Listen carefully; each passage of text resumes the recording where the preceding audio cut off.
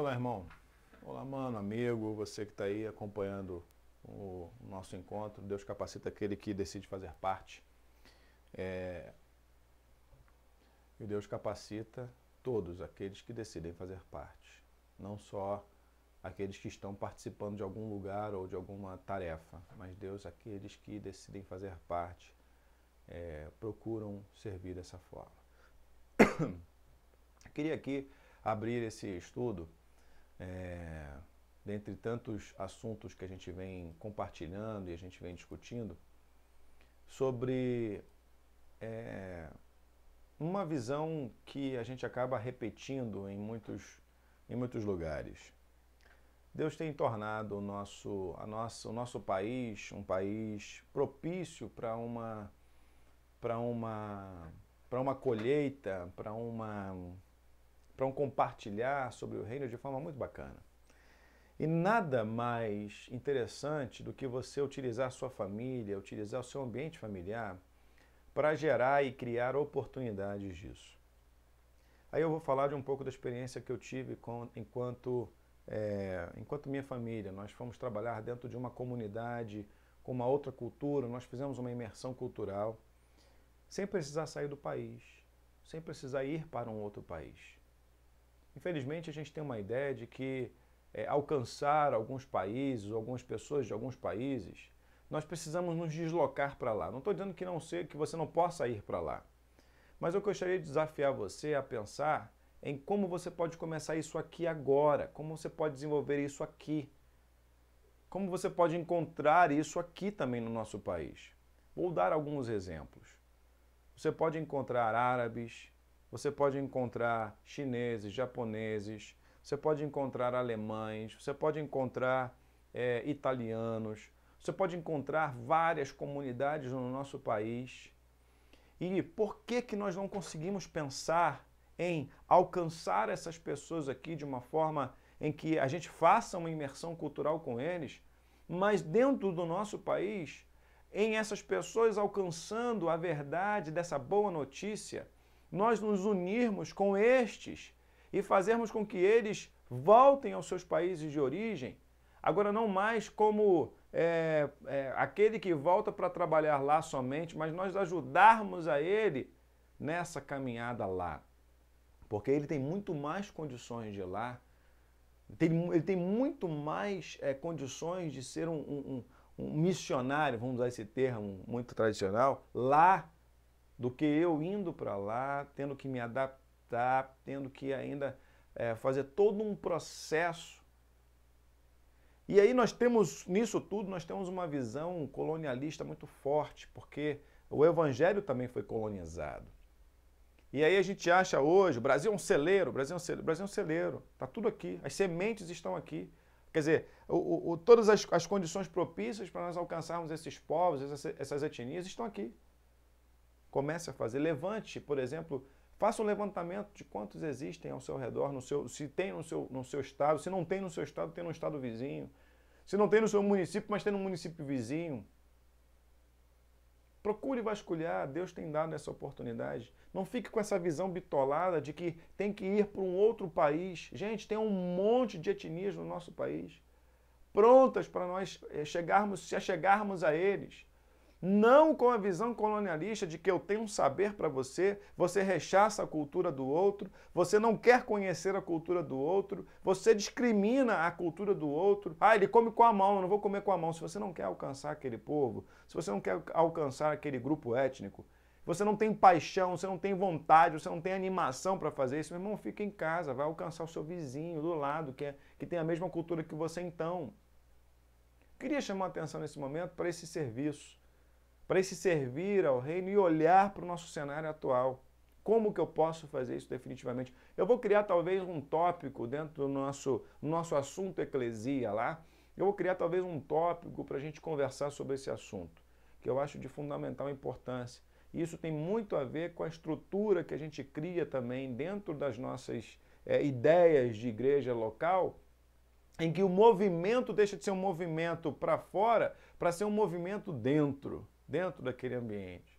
E a gente não consegue enxergar o que está do lado de fora, não consegue enxergar o que está ao nosso alcance. Vamos para a nossa aula 11? Vamos à nossa aula 11, não, nossa aula 13. Nós já avançamos bastante. Nossa aula 13 sobre descobrindo o meu ministério.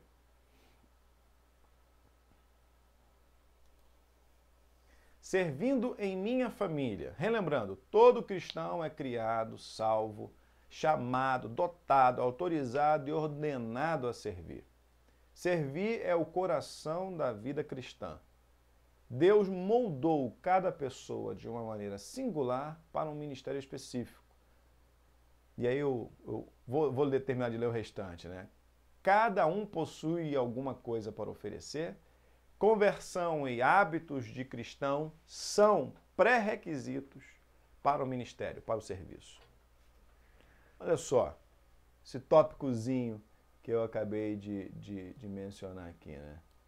Essa questão do ministério específico. Ministério específico. Singular para o ministério específico.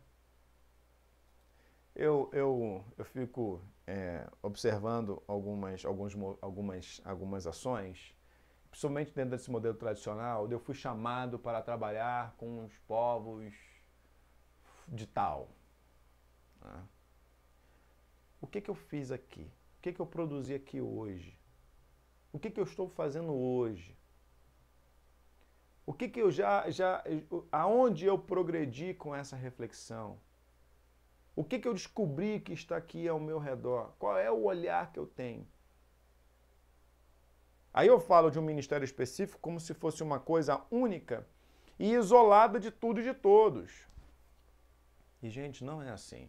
Queria que você pudesse pensar nisso com carinho.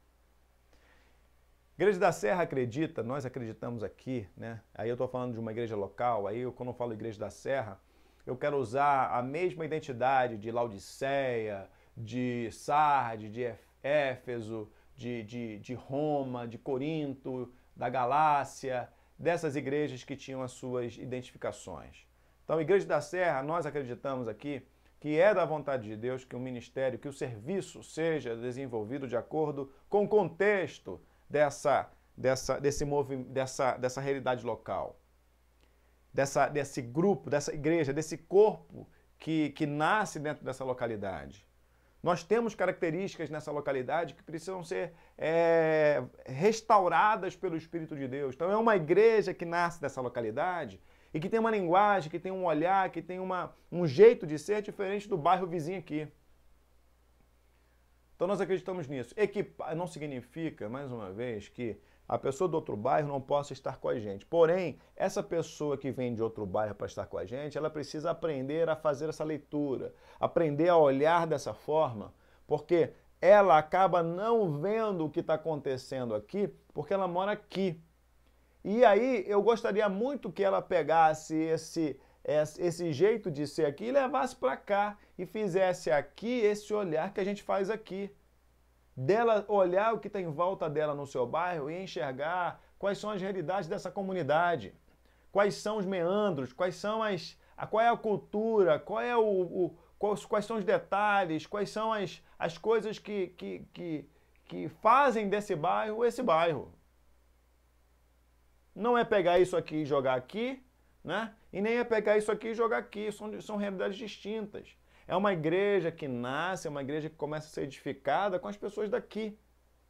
E eu preciso entender que aqui tem uma característica e aqui tem outra. Né? Então a gente entende dessa forma, que tem um contexto. Né? E aí a gente quer equipar os cristãos para um serviço, né, que deve ser a prioridade número 1 do grupo desses pastores. Esses pastores que agora estão dentro dessa comunidade local, que já chegaram a uma determinada maturidade, que assumiram um compromisso com Jesus Cristo, já passam a apacentar as ovelhas, de equipar essa galera que está chegando. De equipar como? Equipar com a sua vida, de caminhar, de orientar, de dizer para ele, olha só, quais são as suas características, quais são as suas origens.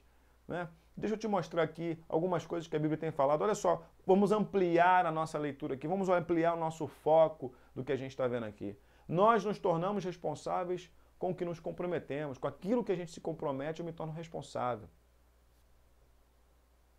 Eu vou botar aqui, vou transformar essa frase em eu me torno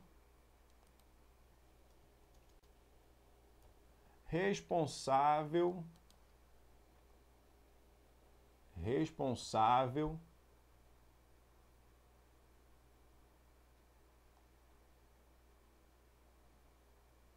com o que me comprometo. Fiz questão de botar na primeira pessoa para a gente poder ler dessa forma. Eu me torno responsável com o que me comprometo. Eu me torno responsável com aquilo que me comprometo. Eu me torno responsável com aquilo que eu me comprometo. Se eu disse que eu estou comprometido com aquilo, então eu me torno responsável por aquilo.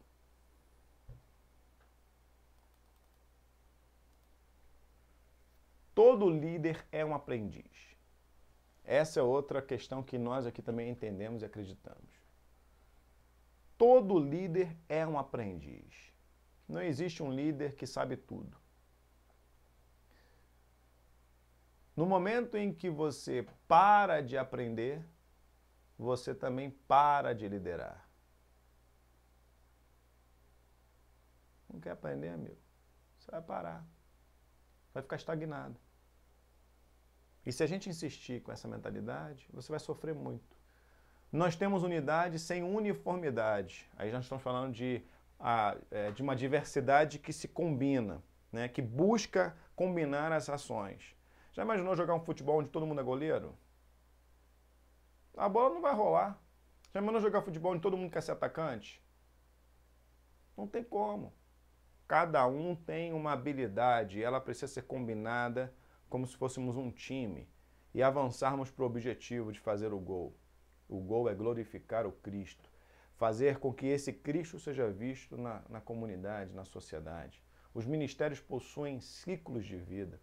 Talvez hoje algo que eu estou realizando, né, e eu chame aquilo de uma proposta de ministério, amanhã ela precisa ser ampliada. Porque hoje ela não tem mais cabimento de existir. Eu estou numa outra concepção social, estou dentro de uma outra realidade. A linguagem que eu utilizava há 10 anos atrás não pode ser a mesma de hoje. Hoje mudou-se o padrão, não mudou o princípio. A gente continua nos mesmos princípios, mas eu posso utilizar outras ferramentas, outras modalidades de comunicar. A gente está falando aqui de internet, estamos falando de um meio virtual, mas eu não posso ficar preso ao mundo virtual. Eu preciso trabalhar uma concepção real. Esperamos também, assim, a gente acredita, né? Padrão de excelência, padrão de excelência, padrão de excelência. Padrão de excelência. O que é esse padrão de excelência? Esperamos padrão de excelência. O meu Deus, que mandou o seu único filho por mim, para me resgatar, merece excelência em todas as coisas que eu faça. E excelência, meu amigo, não é simplesmente você usar uma tecnologia, não sei o quê, usar coisas que dão dinheiro, não. A excelência começa com o seu capricho, com o seu zelo de executar aquilo. A excelência não está na qualidade do material que eu uso. Eu posso usar um flanelógrafo. É isso o nome? Nem lembro mais. Posso usar um mimeógrafo. Mas o que eu vou produzir com ele é de excelência, porque eu posso ter a maior tecnologia à minha disposição e não fazer com excelência. Eu posso ter um aparato tecnológico e não fazer com excelência. Eu aqui nesse momento eu não estou num estúdio de gravação, não, eu estou aqui no espaço da minha casa, onde atrás de mim tem um TNT, não dá para você ver. Eu estou usando uma lâmpada que está no chão, estou usando um refletor, não estou com essa qualidade toda não, mas o padrão de excelência é a intenção com que eu estou aqui nesse momento, fazendo esse material, com interesse e com capricho para que haja um aporte, para que haja um agregar de valor na minha e a tua vida espiritual. A minha e a tua vida como servo de Cristo na comunidade. a minha, a tua vida e a vida de qualquer outra pessoa que esteja agora assistindo a gente, da forma que a gente possa ampliar a nossa reflexão sobre quem somos no mundo. O padrão de excelência está aí. Com o quanto que eu estou disposto a servir esse Deus e como que eu posso ser criativo com Ele. É disso que eu estou falando. O quanto que eu estou interessado em aprender alguma coisa que eu nunca vi. Eu nunca mexi nessa ferramenta. Eu tive que peguei essa ferramenta, aprendi, fui ver como é que ela funciona. Isso é padrão de excelência. Eu não estou me colocando aqui num lugar de dizer que eu sou melhor que você, melhor que o próprio Cristo. Pelo contrário, eu estou dizendo para você que o meu Cristo, o meu Senhor, merece muito mais. E eu ainda acho que eu estou fazendo muito pouco. Eu ainda acho que ainda não é suficiente. Eu preciso melhorar. E eu quero melhorar. Eu quero ser mais útil nas mãos do Senhor. E eu sei que cada vez que eu desejo isso, eu serei mais cobrado. Mas Ele merece, Ele é merecedor. E eu acredito nisso, eu tenho trabalhado com os meus irmãos dessa forma. Que o padrão de qualidade no serviço não é perfeição, mas é uma disposição em que eu desejo fazer sempre melhor para o meu Deus, porque Ele merece muito mais. Muito mais.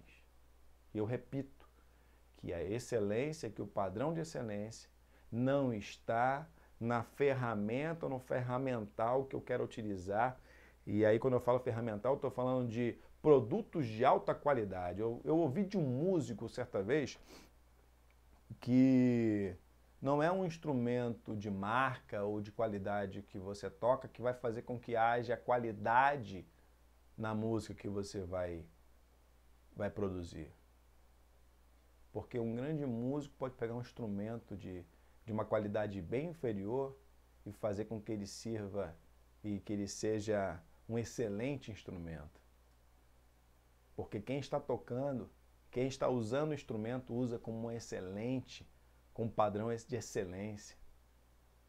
E ele transforma aquele instrumento humilde, simples, em algo de muita excelência.